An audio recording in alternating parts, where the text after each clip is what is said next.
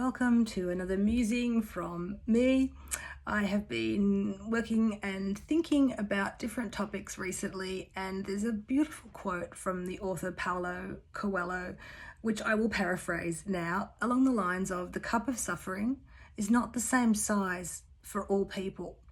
And this is so important to remember because we know, especially today when you're reading the papers or you're even perhaps reading an inspirational book or article, humans on Earth, and this is historical as well, but humans are really going through the ringer now. There are so many awful things happening to people, and people's experiences can be so challenging that you may find yourself thinking, well, goodness me, in my Western middle class life, what the heck am I complaining about? And it's nice to be able to have this as a measuring for yourself to say, okay, to be inspired to say, if I've just heard about someone going through and especially overcoming a deeply, deeply challenging and painful experience or limitation, then if they can do that, I can surely have the courage to apply that to me and to my life. That is the only way I would recommend that you compare yourself and your journey to another person's, because we know that as souls, we have made certain choices for this life and this incarnation, and it doesn't help us to be looking to other people to measure ourselves against or to, in some way minimize ourselves. So the cup of suffering is not the same size for all of us. Hopefully, this also gives you some compassion for those around you, because quite often what we personally find a challenge, those closest to you may not at all. And so you need to be able to, and what they find to be a challenge, you might find a little bit easier to advise or to help them or not see it in the same way that they do. And this is a beautiful thing because it enables us to have that give and take and that support for one another. We're in a relationship. Someone's able to be the rock at a time, and then someone else takes over that, and it's a give and a take. And so if it helps you to think about this idea of suffering and difficulty, and if you can see how what challenges you may not challenge another, hopefully it will help you to empower you to see a way through the current challenge and to believe and understand that in a way there is a divine solution for everything, but the timing of that is what we have to deal with here on Earth. And I would also like to say that if the cup of suffering is not the same size for everyone, then the, let's call it, robe of joy is also not the same size for everyone. It's so important to access your own joy, to find small ways of bringing joy into your life, because we can tend to get very heavy on the path, and especially when we're looking at the different challenges that are happening in our world today, aside from our own personal ones. And so we need to find ways to lighten up at times.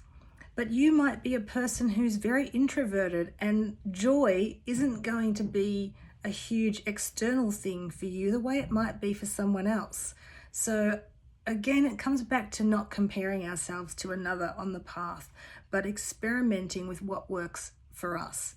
So if you can know that what builds you up, what feeds you, and what nourishes you, and especially what brings you into that joy state, and I'm talking about the peace state of joy, it's like the frequency of the heart. I'm not talking about excitable joy or that kind of celebration, which is also great, but we need more of the joy that gives us that feeling, that sort of that heart sigh, that is connected to Archangel Zadkiel, that sense of rightness, and possibly other archangels for you too.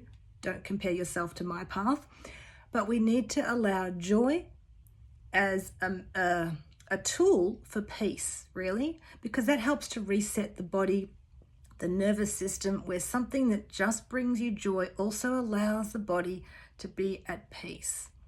So that's just what I wanted to share today. Keep being your unique you.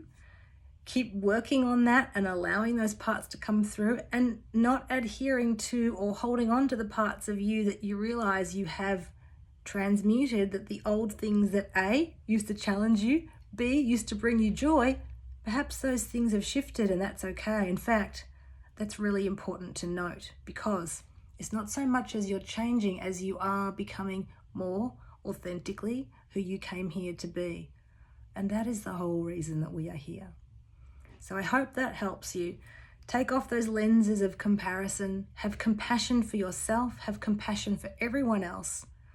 Don't think that compassion means you have to listen to somebody just blurting out their whole thing to you. This is a whole nother issue, but have compassion for their journey. But you don't have to enable people, and you don't have to enable yourself when you want to dig in. That part of the mind, and it just wants to gnaw.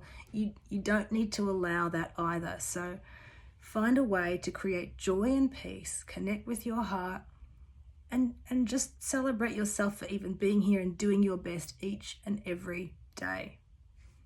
Namaste.